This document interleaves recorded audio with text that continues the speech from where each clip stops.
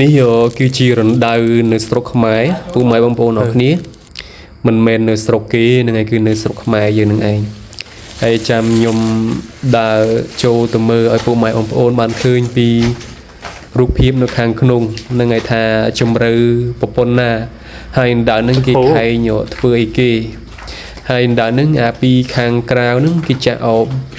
ស៊ីម៉ងពីព្រោះអាដីយើងចូលដំបងអញ្ចឹងដីវាអត់មាំទេដីវាអត់មាំអញ្ចឹងគេត្រូវ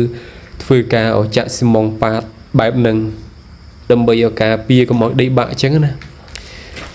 ហើយកន្លែងហ្នឹងគេទុកចោលយូរហើយពុកម៉ែបងប្អូនអរគ្នាហ្នឹងហើយអណ្ដើគេទុកចោល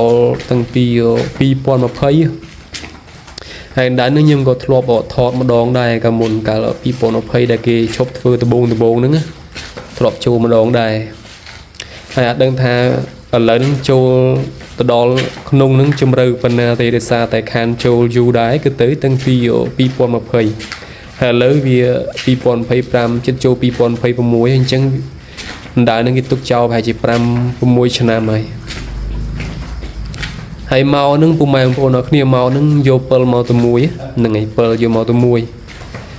អញ្ចឹងទៅអ្នកមុខគេបើកណាគេបើកអញ្ចឹងទៅក៏អត់មានពិលទេខាងក្រោយមានតែអ្នកខាងមុខទេខ្ញុំបើកក៏ពិលទូរស័ព្ទទេហើយមកដល់ខាងក្នុងហ្នឹងគេអត់មានចាក់ស៊ីម៉ងទេពុកម៉ែបងប្អូនមានដឹងថាហេតុអីបានគេអត់ចាក់ស៊ីម៉ងអត់ដោយសារខាងក្នុងហ្នឹងមកដល់ខាងក្នុងហ្នឹងវាចូលដីថ្មអញ្ចឹងដីថ្មគឺវាមាំអញ្ចឹងគឺវាអត់ងាយបាក់ទេដីថ្មអញ្ចឹងគេបិទស៊ីម៉ងតែពីខាងក្រៅទេដោយសារតែពីខាងក្រៅវា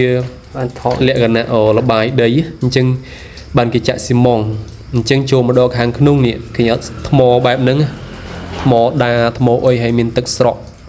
អញ្ចឹងមានន័យថាអណ្ដៅហ្នឹងគេធ្វើនៅក្រោមតាហើមទឹកអណ្ដៅហ្នឹង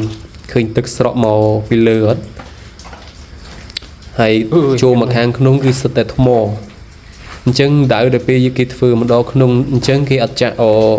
ស៊ីម៉ងទេពីព្រោះថ្មគឺវាជាប់ហ្នឹងហើយវាមាំហ្នឹងហើយអញ្ចឹងគេអត់ចាក់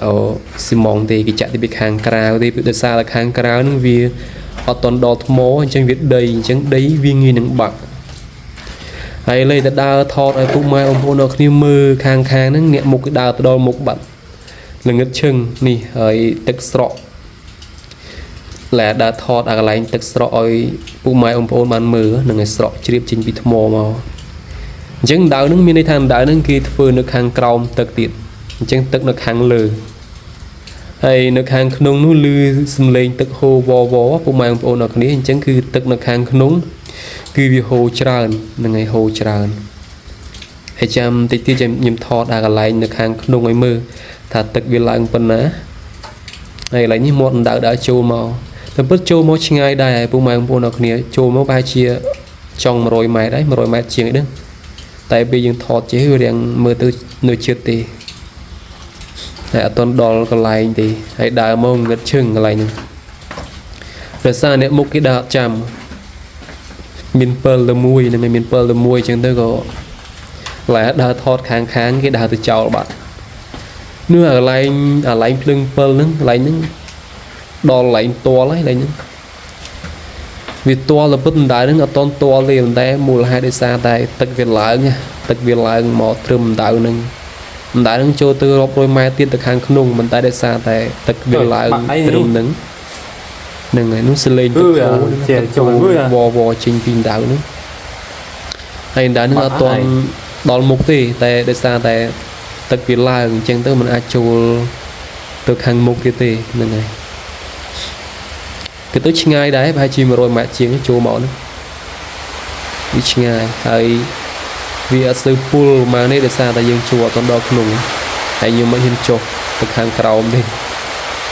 ដោយសារតែវារាំងជ្រៅដែរហើយឃើញគាត់ចុះហើយយើងជួយចុះទៅដែរពូខ្លាចនេះទឹកសក់ទឹកហ្នឹងទឹកចេញពីអណ្ដៅហើយអណ្ដៅរ៉ែហ្នឹងគេហៅអណ្ដៅរ៉ែមីអណ្ដៅហ្នឹងតែគេឈប់ធ្វើយូរហើយណាឈប់ធ្វើប្រហែលជា5-6ឆ្នាំហើយចឹងចាំវីដេអូចេញមកវិញចាំខ្ញុំខឲ្យពុកម៉ែបងប្អូនមើលតទៀតហ្នឹងហើយ